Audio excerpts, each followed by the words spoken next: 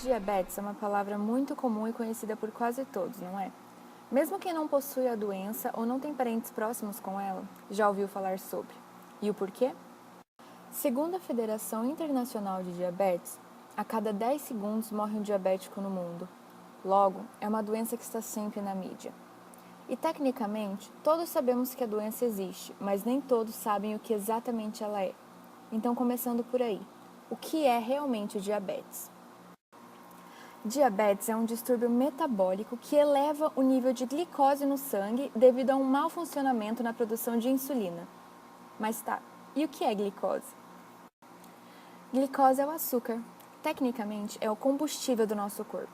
Ela é uma molécula de carboidrato que nos fornece energia a partir dos alimentos que comemos. E a insulina é um hormônio liberado pelo nosso pâncreas, que faz com que a glicose circule pelo sangue entre todas as nossas células.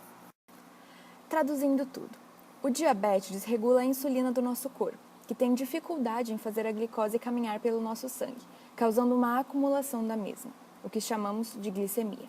Essa tal glicemia, quando está elevada, recebe o nome de hiperglicemia e provoca alguns graves problemas, como, por exemplo, o mau funcionamento das células por primeiro período e depois, a longo prazo, lesiona os vasos sanguíneos, provocando algumas complicações clássicas dos pacientes com diabetes, como doenças cardiovasculares, cegueira, lesões neurológicas, entre outros sintomas.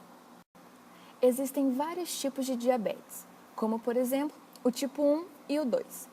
O 1 ocorre por uma predisposição genética, ou seja, o próprio organismo produz anticorpos contra as células do pâncreas que produzem a insulina, levando à sua desregularização. Esse tipo se manifesta normalmente em crianças e adolescentes. O tipo 2 ocorre normalmente em adultos e idosos acima do peso, com alterações no colesterol ou na pressão arterial. É o tipo mais comum entre os diabéticos, acomete 90% dos pacientes diagnosticados com a doença no mundo.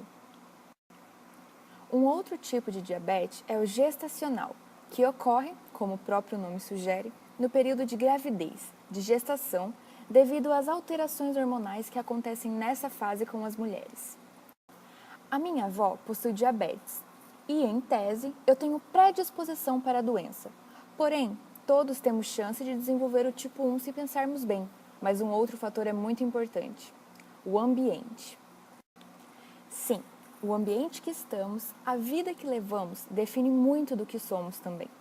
Uma pessoa com estilo de vida saudável tem bem menos chance de desenvolver uma doença do que uma pessoa com estilo de vida insalubre. Logo, o risco de desenvolver alguma doença existe em todos os organismos, mas os que possuem predisposição genética, que é comum entre muitos, é só o começo de algo que, devido ao ambiente em que você está inserido, pode te transformar em alguém propenso para a doença. Então, a receita para os diabéticos é: aposte num estilo de vida saudável. E a receita para os não diabéticos é: aposte num estilo de vida saudável. E como ter um estilo de vida saudável? Para os diabéticos, ter um estilo de vida saudável é fundamental. Algumas dicas são seguir uma dieta controlada por algum nutricionista, cuidar com os horários de medicação, fazer o controle de glicose no organismo com frequência, também fazer atividades físicas e, de preferência, consultar um psicólogo. Todas essas coisas a se fazer vão estabilizar o diabetes do paciente, já que a doença não tem cura. Então, ainda mais quando o assunto é diabetes nas crianças, os responsáveis têm um importante papel de mediar e ensinar a ter um estilo de vida saudável para a estabilização da doença. Ter um estilo de vida razoavelmente saudável é muito importante para evitar não só o diabetes, mas outros tipos de doença também. Portanto, melhore sua qualidade de vida no possível, cuide de quem está ao seu redor e cuide de você mesmo.